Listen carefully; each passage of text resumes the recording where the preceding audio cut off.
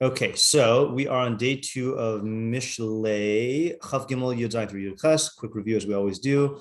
Al Yakane Libacha Bachataim Ki Im B'Yer Shem Kol Hayam.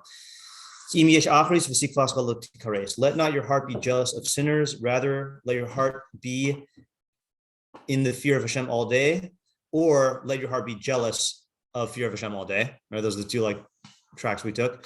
Sadigon says all the time, for there is an acharis. Okay, there is an acharis, whatever that means, a good after thing or an after thing, and your hope will not be cut off or should not be cut off. I think we saw that will is the best thing. Okay, Art Scroll said, let your heart not envy sinners, rather those who revere Hashem all day, for it shall endure and your hope will not be cut off. All right, our questions were, who are chataim in this context? And I'm going to add to this, you'll see why. And how do we translate chataim? I saw another completely different way to translate. What is the nature of this jealousy of chataim? Actually, I'm going to show this to you now. In fact, I intended to get the Meiri on this. Hold on a second. The Meiri here quotes a Meiri in chapter 13, and I meant to 13:6. Okay, so let me just show you. The only place you can find the Meiri online anywhere is the elusive and hard to navigate MG Keter. So you go to Mishlei, you go to Perek Yud Gimel, and then you go to Meiri. This looks so hard to navigate. It's the annoying thing about it is if you make the window slightly too small, it prevents you from doing that, and then it also does a bunch of weird stuff. If you want to copy and paste, you have to go like this and then click copy and then click through the thingy and then it moves and all those little weird things. Okay, so not as user friendly as Alatorah, but nothing is in this world. Where are we here? 6. Did I skip it? Let's see, I should just be able to click on this, but it doesn't. I have to find it. Okay, that's 5 and 6. Here we go. Okay, 6. I can't even do that. All right. So he says there are 4 different translations of the word hate. Okay. I can't make it. I think I can't make it bigger. Yeah. So, okay, whatever. All right, so this is because I can get it. So 4 translations of the word hate in terms of shoresh. I don't know about this one. Yeah. The magnification that's inside the site. Oh, it's inside the site. Good call. Good call. Look at you. Now it's his second favorite. No, let's not go that far. Okay, so he said, so this is for hate in general. Okay, so pam yomer al hachet b'ha'avon. So that's obviously what we default to is for a sin and an iniquity. Okay, and he brings a bunch of examples. Upam al ha'avaras hachet v'hi taher mimenu. Sometimes it refers to the removal of a hate. Okay, for example, k'mush nikra ha'korban chatas. So I never thought of it this way. I always thought of it as a sin offering. He's saying chatas means removal of sin offering, that the word itself means removal of sin. And then he brings good rayas, the kohen who removes sin, mechate, klomer mesir hachet hu yischadabo. Okay, upam yomer al ha'onesh. Sometimes hate means onesh. So, for example, I would translate it. I would give you the example. Okay, he doesn't say the example. Cain, after God, says your brother's blood is crying out from the ground, he says, Gadol, this is Gadol avoni minaso. My avon is too great to bear, but some say that means my punishment is too great to bear. So it's a similar thing here. So hate can mean punishment. And then he says, and then here's the other one. Sometimes it means lacking or missing the intended target. So that's v'chot e chomes nafsho, one who misses it, who misses the target, does violence to a soul. V'hayisi ani ubnei Shlomo chataim. David somewhere says, my son Shlomo and I are chataim. Well, he does not mean sinners; he means missing the target. And that's also, I think, there's a pasuk about the arrow that it means you miss the mark. So the other way to translate this is, don't let your heart be jealous of sinners or those who missed the target.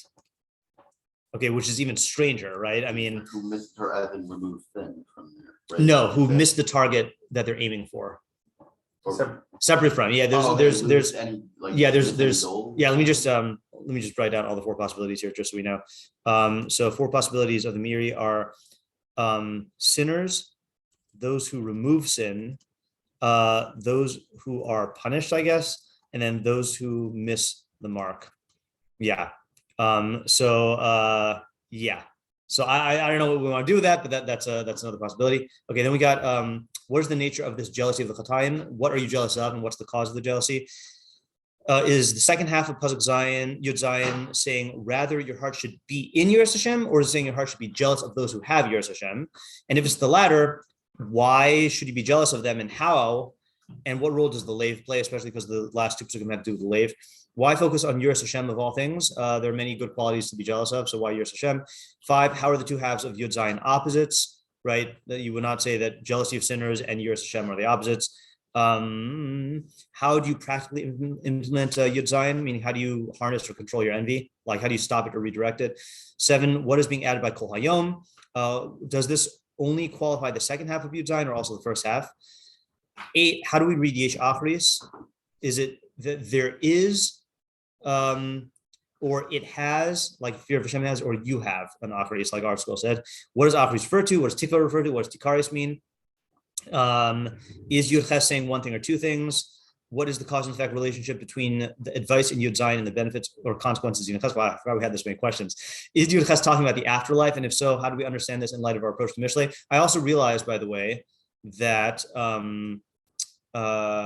if you looked at the previous pesukim, there's another afterlife term that we encountered. Oops, why did I go to Mishnayos? Because I'm giving a shiur on Avos tonight, and it's on my mind. Oh, sorry. Okay. What? Sheol, yeah, right. So in the previous pasuk, oh, so slow now. Gracious. Okay. Woo. There we go. Oh yeah, so that's another afterlife term, right? Is Sheol, which should either mean grave, like to death, or Gehenna, like which is Sion said, I think. Just a question on that though. Yeah.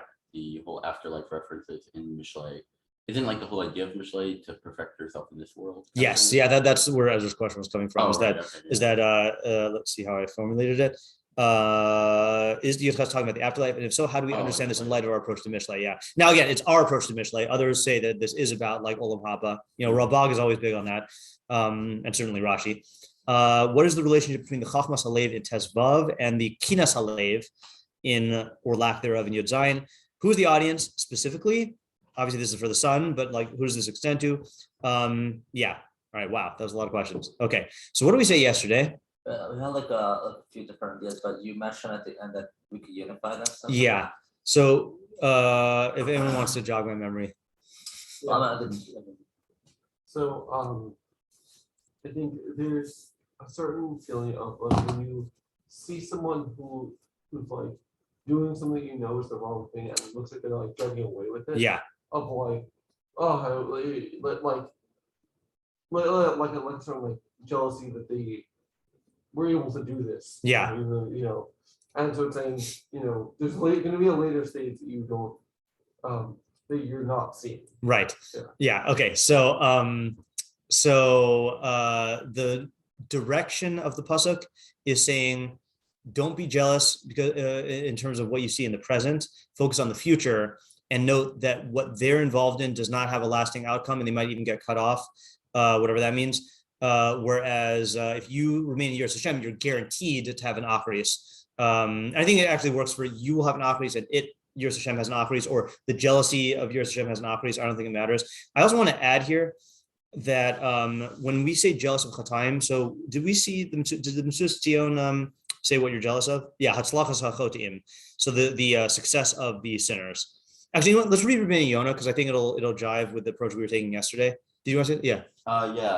Somewhat of a question, very broad, that I think actually reflects like an entire shiur you gave. Okay. About the whole idea of kares and relating it to the just hope. Yeah. It seems very an abstract thing to connect it to, as opposed to Definitely. a person receiving kares or something like that. Yeah. I mean, I think it does say you will. Oh, sorry. I see what you're saying. Your hope will not be cut off. Right. Yeah, that's strange. That is a strange thing that makes it less likely that it's talking about your kares. Right. Because I mean, can kares be defined as like banishment? No. No. Yeah. Yeah. People think that for some reason. You're not the first person who's mentioned that. Banishment, I think, because Miriam got banished. Right, but never uses kares for that. I think maybe the reason people think that is because I think Onkelos translates it as how does Onkelos always translate kares? But when you say banishment, you mean excommunicate? Yeah. I thought it also meant that. Yeah. Why do people think that? Well, is that or is your life is cut short? Yeah, but it's like cut off, like removed, kind of. I guess it has I think maybe the reason why people think that is the pasuk uses the lashon of nikrasa me'ameha, you'll be cut off from your people. And I think there's something about Onkelos that reflects that. I'm just going to the first. That's what they taught us in elementary school. Yeah, it's just like straight up wrong though, right? I mean, kares, no one holds kares means that you get banished, right? Am I? Definitely not halachically. Not halachically, right? According to the Rambam, banished from the offers. Yeah, from Olam Haba, right? I wonder if maybe like as like sometimes when they're talking about needle, it's like if the word kares is used somewhere there. Could be, yeah. I'm gonna actually ask this on in the Ask the Base Midrash group because I've heard high schoolers tend to default into thinking that it means banishment. I thought it meant banishment until now. Really? Okay, fine. Yeah. So let me just tell you right away, it doesn't. Let's just quickly go over. I'm not going to go into depth, but just because I have the summary. Right, you gave a whole shiur. I did give a whole shiur, and but I also have the blog post. What is kares? So the views of kares in the Rishonim are. No, that's a magic card. So Sadigon Ibn Ezra hold kares is premature death. Rashi holds it's premature death of the sinner and the premature death of the children. Tosfos holds is that you die before the age of 50. Another Tosfos Shita holds it's you die from an illness on the third day of the illness. Rambam holds is your soul gets cut off from Olam Haba. Ramban holds a complicated thing, but basically there's three flavors of kares. There's if you have greater zechuyos than avonos, then you get premature death, but your soul in Olam Haba is great. If your avonos outweigh your zechuyos, then you get cut off from Olam Haba. And then if you worship avodah zarah or commit blasphemy, so then you get both. You die prematurely and you get cut off from Olam Haba. And then the Bravanel holds, whatever this means, in Olam Hazeh, his life is cut short, and in Olam Haba, his soul is distanced from the radiance of the Shekhinah, which is the source of the spiritual pleasure and reward. It's funny he says distance and not. Not totally cut off. Yeah. So we're not completely wrong. When it comes to the Rambam and one explanation of kares, it comes to the Ramban. There's a Ramban twice in Rambam, whatever. Like it does mean like you're banished from Olam Haba. From Olam Haba, but that's completely different than banished from people. Oh, I wasn't necessarily explaining into just people. But even all. Why would he use the word banish? Okay, whatever. Yeah. Even all those explanations, though, banishment or not, in at least what the article that you had, we're all referring to kares in terms of people, though, not like their hope. Correct. Yeah. So that's the weird thing about our pasuk, which is that your hope is being cut off. You're not being cut off. Yeah. Okay, but I want to show you the Rabbeinu Yona on the left column, second one down, last line. Al yikane lipacha b'chatayim, don't let your heart be jealous of sinners. Al tkane b'shalvas harashayim uva oshram ugdulasam. Okay, so don't be jealous of their tranquility, the tranquility of the rashayim. But by the way, you notice he says rashayim, not just chatayim, and their wealth and their greatness. Okay, so we've got now four possibilities: being jealous of their success, their what would you say, wealth, their tranquility, and their greatness. Ki'im biras Hashem kol hayom, ki'im biras Hashem tikane. You should be jealous of yiras Hashem. Ve'elaha tichsov v'tisave kol hayom, and towards it you should yearn and desire all day. Meaning you should have your yearning and desire towards yiras Hashem instead of towards the state of the Chatayim. What does tranquil mean? Tranquil means like being at peace and not being troubled by things. For the Chatayim? For the Rashayim. Why are they tranquil? Well, they certainly can look tranquil, right? Like if you look at like I think a lot of people who look at people who are Rashayim who are in power, especially, it looks like they're just like living the good life, or I think even people here, not to say, okay, I'm going to say this for Chatayim, not Rishayim, but like you look at a lot of celebrities, right? And especially now with the image that they portray to society, looks like they're just having a great life, like they're not troubled by all the, like, if only I were rich, I wouldn't have any of these problems that I have now, or like if only I were not bound by halacha, then I wouldn't have to like, make all these compromises, that's like a certain tranquility. Yeah, it's interesting because there's like, I guess this archetype or like this trope of like a Russia or evil person kind of like scheming and being like all like aggressive and evil, but like, I guess with this interpretation, they're more just like apparently at ease. Yeah, like sailing through life, like just having things handed to them and like getting all the benefits. Yeah, being more manipulative, I guess, or more behind the scenes, wicked, I guess, you could say, not as recognizable. Right. I mean, I still think it's weird that the Rambam Yona replaces Chatayim with Rishayim, because Chatayim would definitely not have those connotations, right? People who are sinners, right? You don't view sinners as automatically scheming. Vizos michovas hatzadik. So this is one of the obligations of a tzaddik. Obviously, he's not talking halachically, to not separate or remove from his heart the thoughts of the fear of Hashem, and the jealousy and yearning to arrive at its perfection. So in other words, you should constantly be thinking and yearning and striving for perfection of Yiras Hashem. Kol hayom, all day. Lo yirape hacheshik v'atayva hazos min haboker v'adar. This yearning should not cease from morning to evening. So he's taking all day, like literally, like not like Saudi going like all the time, but like, from the time you wake up until the time you go to sleep, always be like yearning for Yiras Hashem. Okay, and then let's see the second one. Keep emes yesh achris b'Yiras Hashem. In truth, there is an end or a lasting end to Yiras Hashem. Inyan ki'im be'emes b'lisafek. Ki'im means in truth.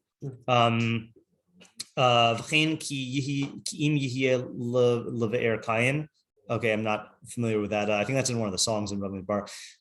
Im rachatz Hashem es tzava'as benos Zion. Okay, I'm not familiar with that pasuk either. Im sisu v'gilu adead. I'm not familiar with that either. Hashem kinyan be'emes ve'in safek. Is there a Revinion on the next page or not? No. Oh man, he doesn't explain it. That's times I'm going to say what? That looks like those pesukim just explaining how to read key.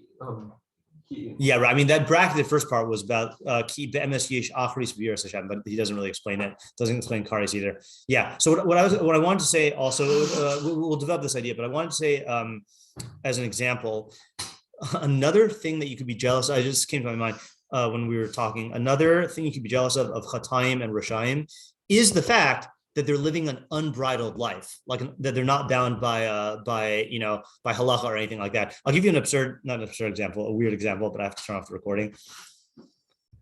Okay, so the point I was making off the recording is that you can be jealous of accidental qualities of the life of the Chote and the Russia, like the fact that they are not bound by certain laws, or the fact that like it's a feeling of them getting away with things. I think is the thing, even if you don't actually envy the activities they're involved in, it's like the resentment of like the kid who's obeying all the rules, like looking in the corner and like watching the bad kids do stuff and not get in trouble. Like there's a certain resentment, not that you want to do that, but you're like, I'm sitting here like doing all the good stuff and and I'm not getting the reward that they're doing by like violating all the stuff, Yeah. There's just, I think it's like a meme where it's like, I'm not like doing drugs or like breaking the law or anything like that, and then my mom gets mad at me for having like a cup in my room, kind of thing. Yeah, exactly. Like, yeah. Like, okay. Why are you? It's unfair. Okay, so that actually raises another point, which I don't even know if this is related to the topic, but it was something I was thinking of. Is when I realized that the two pasuk, or that other pasuk uses sheol, and this pasuk is also using afterlife terminology. It is interesting that parents have a thing where they freak out as if the kid is endangering their lives, but they freak out over things that are not really endangering their lives, like having a cup in the room, right? So this is kind of more of an idea on those previous pesukim, but like there is a thing to freak out about, that you're endangering the life of your kid and his afterlife. But that has to do with Yiras Hashem and Musar, not with leaving cups in rooms, so I think this pasuk, which is talking to the son, is somehow trying to like convey that to the son, is being conveyed to the son by the father, that like your actual like long-term life is at stake. Now, I don't know how much that could be motivating. Again, the problem here is like, first of all, Mishlei doesn't really talk about afterlife. Secondly, it's a very abstract thing. And thirdly, like, it's hard enough for kids to think of like the future 1 week from now, kal v'chomer, the future after death. They're not thinking of their mortality. So I'm kind of like at a loss as to why it's using these terms here. Yeah. So what do we got? Yeah, David. Not a read, but just something that I've been noticing. I don't think we said this explicitly. Yeah. But the fact that what the Chatim are doing is like a very tangible, you could see the benefit right now. Yeah. And the Yira Hashem Koyom is an intangible thing. Yeah. And as far as then trying to practically instill that in someone, like that being difficult. I don't know if we said it. That's a good point also, right? So the chote does a chait and then gets the pleasure, and you can see all of that. You can't see the benefits of the Yiras Hashem as readily, and you can't even see the activity of Yiras Hashem, readily. Like Yiras Hashem is Musar Chachma, is going to Mishlei every morning, and like thinking about things in a Mishleic way, and like doing Mishleic like having a Mishlei debriefing with yourself of like, okay, well, how can I look at this? What happened in the Mishlei way, So like, it's not, you're not going to see it in action, and it makes it harder to affect the emotions. So we're making a good case as to how hard this is to implement for yourself or for your kid, right? So let's focus on the jealousy thing. Like that seems to be that's the closest thing to a strategy that Shlomo is pushing here, right? Don't be jealous of these guys. Be jealous of Yiras Hashem, which Rבינו Yona is saying. So maybe here's how Rבינו Yona is saying the jealousy, right? Jealousy usually involves like a yearning for something that you don't have. So jealousy of Yiras Hashem is ultimately, the way he depicts it, it's unattainable in the sense of you can't perfect Yiras Hashem, but you can be yearning for it in a like constantly like striving like way, But again, how do you do that? Yeah, Isaac. I don't know if we asked what is Yiras Hashem. Yeah, I just kind of said it, but yeah, yeah. I mean, you can give a different definition if you want, but yeah. So I have possibly a different one that I think might help with, might make sense in its context. Yeah. It's like, like Yira of, this system of, natural scarf owners that Hashem set up. Mm-hmm. So, it's hard to take like the Yiras Hashem perspective, because it's hard to, it's hard to take the long-term perspective, because it's not what you're seeing in the immediate. Mm-hmm. But that's what you should be like striving for. Mm-hmm. And then, because there is going to be a next thing that happens, the actions happening now are going to have consequences. And if you're taking the Yiras Hashem perspective, you're not going to be, your hope is not going to be cut off. Like you're not going to be like disappointed. Okay. So can you just spell out a little bit more what the Yiras Hashem perspective is? Like, and give me an example of give me an example how a person would not be thinking about that, and then how he could do that if he remembers the pasuk. I would say like Mishlei thinking. Okay. So like, a person, because, let's say when you see someone doing something, he could say like, oh, like he's getting, or you could say like, I don't know what consequences he's getting, but because I know that Hashem set up the world in a way that Chotim get consequences for their bad actions. Yeah. And so they can get rewards for their good actions. Then I'm trusting in that this is gonna this act's gonna turn out poorly for us. Okay. So I think your explanation fits in really well with the translation of don't let your heart be jealous of sinners, rather let your heart be in fear of Hashem all day, right? That what you have to do is you have to, constantly bring everything back into a Mishlei framework where you're looking at consequences and benefits in the long term. And by training yourself to do that, that will diminish the jealousy of the Chatayim, because you'll see, like, again, to use an extreme example, like, you see someone who is drinking a really delicious cup of coffee, and if you know that it has poison in it, then you're not going to be jealous of them, Yeah. So with the chataim engaging in these actions, you know that it's going to have a bad thing, and you just are not going to be jealous of it.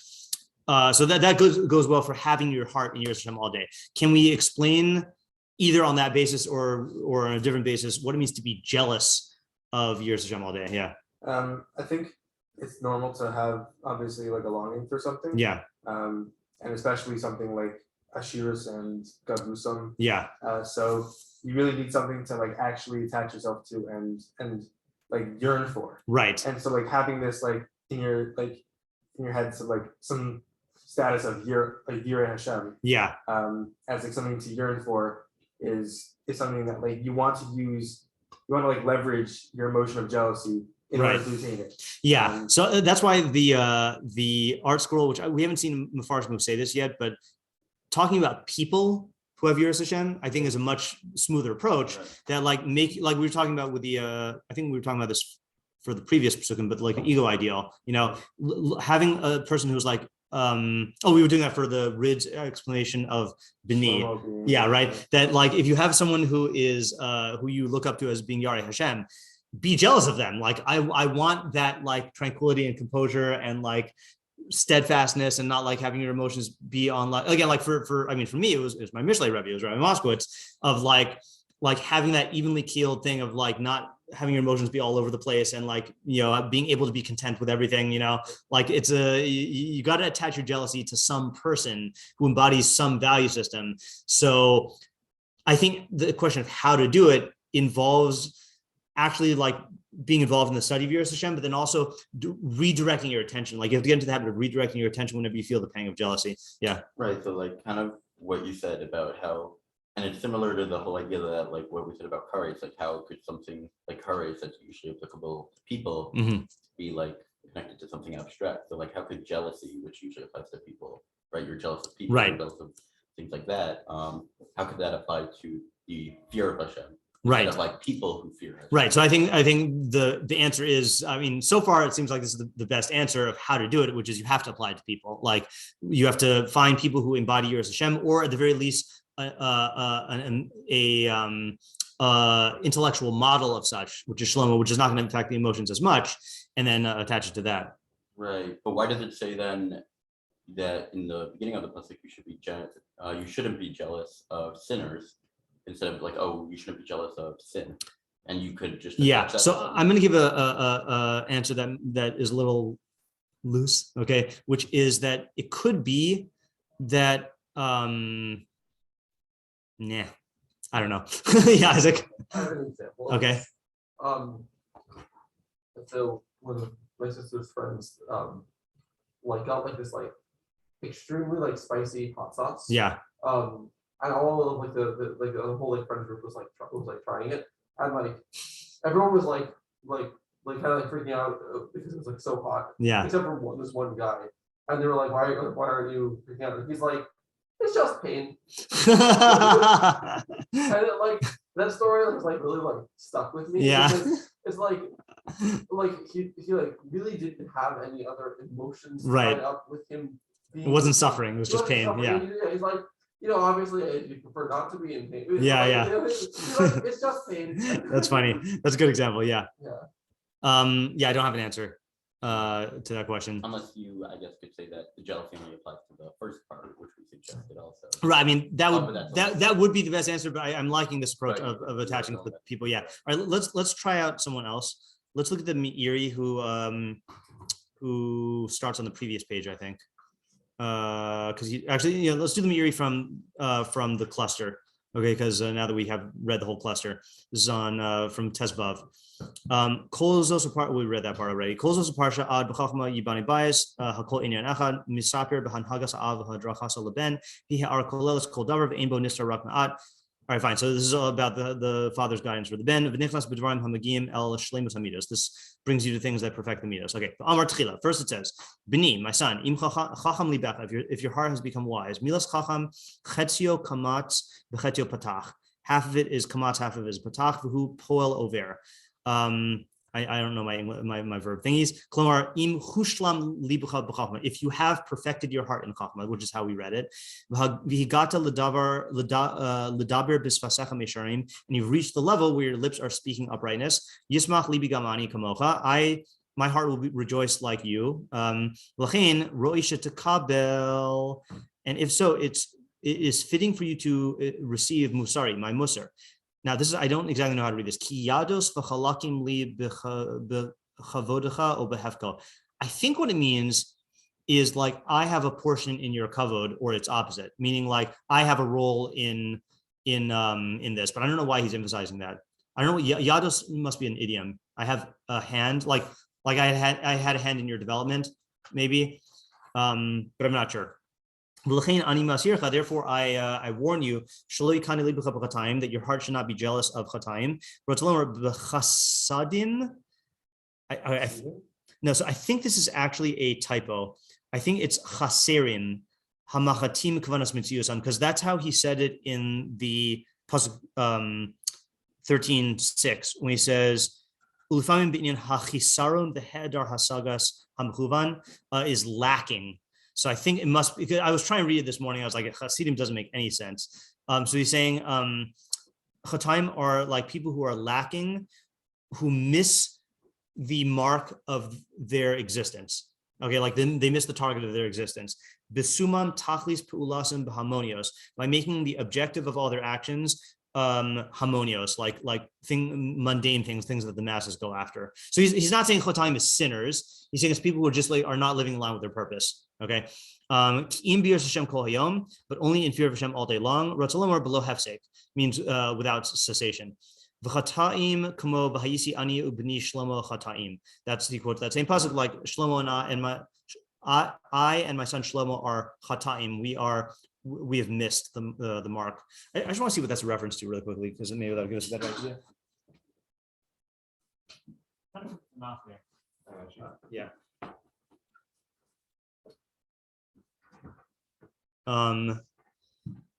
Malachim Aleph 121.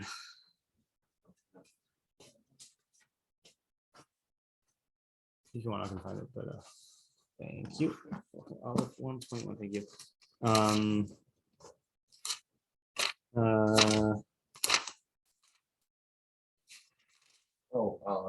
I think so, right? Yeah. Sorry, Aleph. Yeah. Yeah, so it says, so this is Bathsheba pleads with David. That is the bullet point. She said to him, my Lord, you swore to your maidservant by Hashem, your God, only Solomon, your son, will reign after me, and he will sit on my throne. But now, behold, Adoniah has become king, and now, my Lord the king, you did not know. He has slaughtered ox, fattened bull, and sheep in abundance, and he has invited all the king's sons, as well as Abiasar the Kohen and Yoav, the commander of the army, but he has not invited your servant Shlomo. And you, my Lord the king, the eyes of all Israel are upon you to tell them who will sit on the throne of my Lord the king after him. For it will happen that when my Lord the king lies with his forefathers, I and my son Shlomo will be deemed sinners. So they say deemed sinners, and I also think this is a weird example because I think she's speaking euphemistically. I think this is, I feel like we read this in a shiur recently, that it means, she really means you and Shlomo will be sinners, but she's in deference putting it on herself. So it's a weird example. Let's just go with this thing that means like, we'll have missed the objective. I think he's learning it like we're missing the objective that you set out, which is that Shlomo is going to be the one who's going to be king. And if you let this happen, if you let this coup happen, then you'll have missed your target. V'amar, let's see where he goes with it.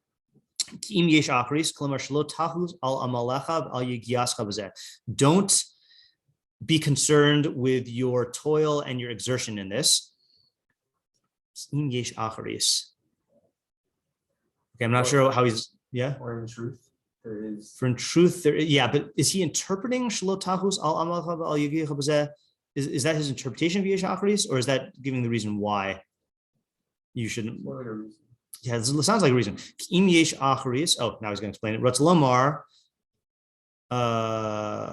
Im tagia la'acharis hamchuvan. If you reach the goal that is intended for, okay, there's the intended goal. So he's learning acharis as an end, like an end goal. Tikvas lo tikares. Then your hope will not be cut off. V'tochaltecha lo tichazev. Your hope will not be dashed. V'havav shebemilas v'tikvascha yisera. The vav is extra. Kamo biyom hashlishi vayisa Avraham es einav. Okay, fine.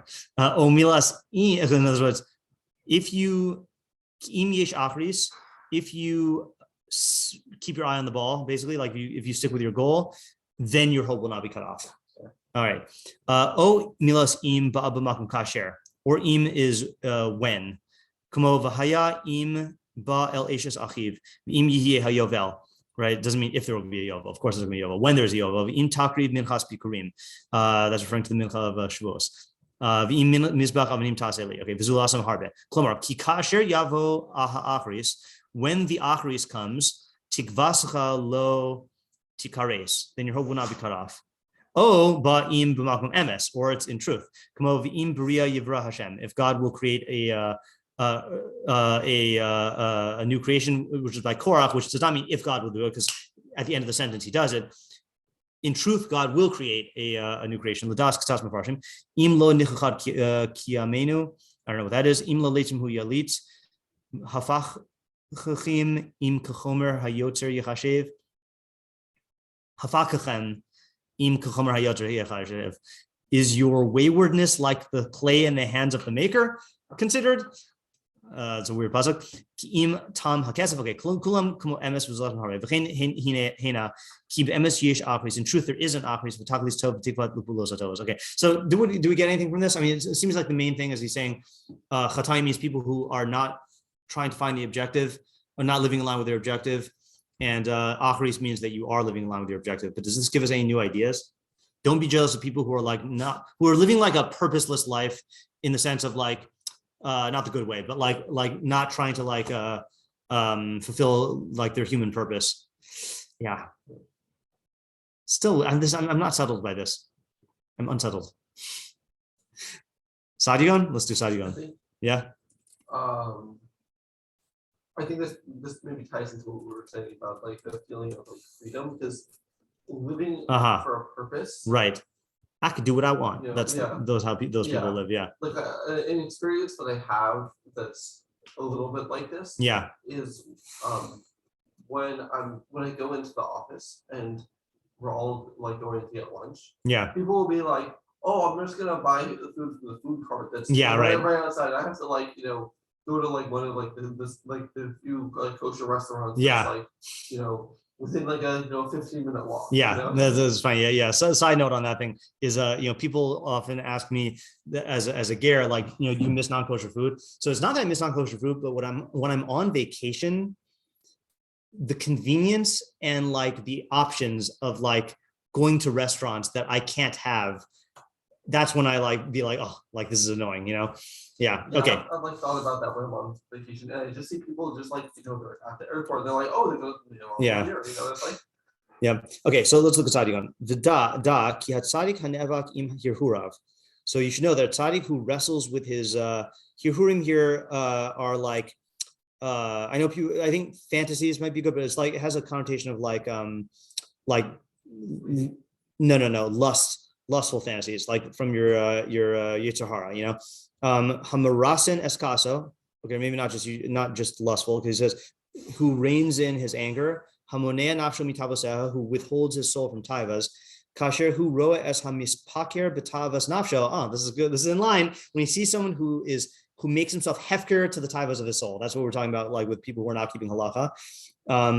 They're mafkir themselves to their taivas. They don't withhold anything from them. From all of their desires. This is exactly what we were talking about. Yay! Okay, good. Intuition was online. In line with this. Is mekanebov alul his kalkal. So he'll become jealous and he'll be likely to stumble. Or to be harmed. V'lachein hirgiu v'amar lo al tabit el sha'atacha hanochachis. Therefore, I don't know what hirgiu is. I don't know if that's from Rega. He's making him wait a moment. I don't know.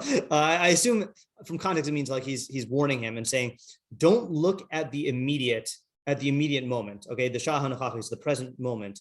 Asher hanaasa kula vishar hachet, which is entirely pleasurable, and the hate remains. Habet el olam hakiyum. Look at the world of eternality, of the permanent world. El ha'achris asher lo tikares, and at the end that will not be cut off. Heach yichle hatsar v'yusal gogmul. Look at how the pain will end, and you'll get the reward. Ach kasher tire es hatzadikim. But when you see the tzaddikim, kol echad rota la'alos al chavero b'maseh tov. This is an interesting interpretation of jealousy. Each one being jealous to outdo his friend in the good actions. Chanei bahem, you should be jealous of them. Shneimar ki'im b'yiras Hashem kol hayom. Okay, so in other words, this is interesting. So first of all, he's vindicated on our approach, which is that the jealousy here is the hefker life. Okay, is the life where you're just mafkir to your desires. In fact, it reminds me of the Rambam's description of the people who you should not do avelus for, like people who cast off the yoke of Torah. He has a really good description here, which I think of every time they sing Hatikva.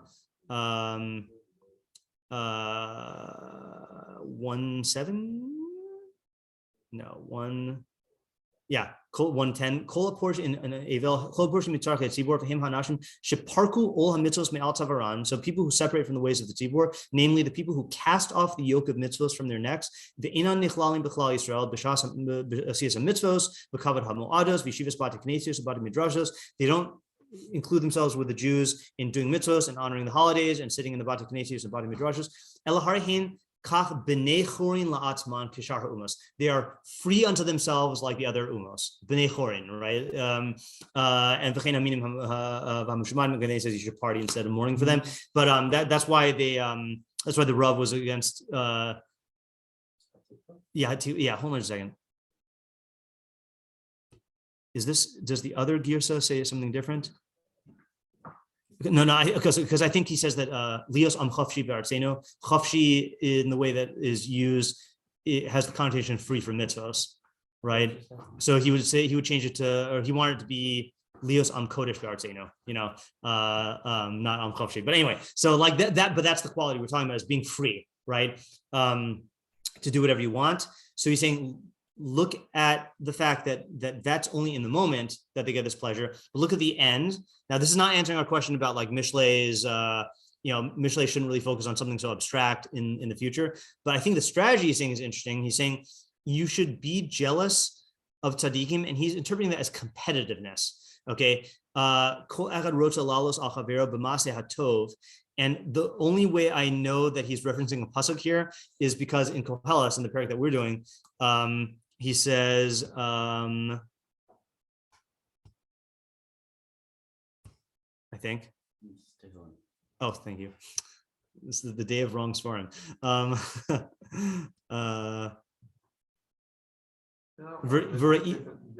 Yeah, 4:4. V'ra'isiani es kol amal ve'es kol kishron ha'ma'aseh. I saw all toiling and all correction of action. Ki kinas ish me'irehu. It's just the jealousy of one person over the other. So he's saying. So this is Koheles. He's saying, look at people trying to like perfect themselves. It's just they're just being motivated by competitive means. Mishlei though is leaning into it and saying, yeah, you should be competitive. Like kinas sofri machkim, right? Like if you're jealous of other chachamim, that'll make you wiser, right? So he's answering our question of how do you do this by saying, make this the realm in which you compete, of like trying to like outdo them in their Maseh Tov. Yeah, because I think just saying don't be competitive doesn't work. No, you got to be competitive. Yeah. Just just you choose where though. Yeah. Yeah, it's much easier to redirect than to just be like, oh. Exactly. Yeah. Okay. So I'm not happy with the pasuk in the sense of I feel like we did not get a good explanation for why it uses achris and tikva. No one talked about tikva in like an explicit way, but I think the approach is good, which is that just to summarize here is that the key to getting, so first of all, we identify what the jealousy is. You're jealous of all of their success, greatness, tranquility, freedom, all those things.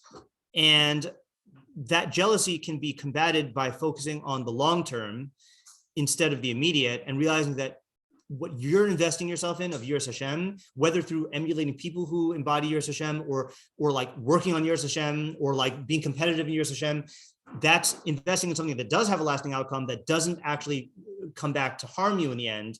And you have to like build your life around that in a way that is a consistent thing of the Kol Hayom. Like you have to constantly be in the Mishlei framework of analysis in order to like to accomplish this, but I don't know what the Akari Satikva is. Yeah. Okay. That's all we got for now. Yep. All righty. Have a good day. Thanks. You're welcome. And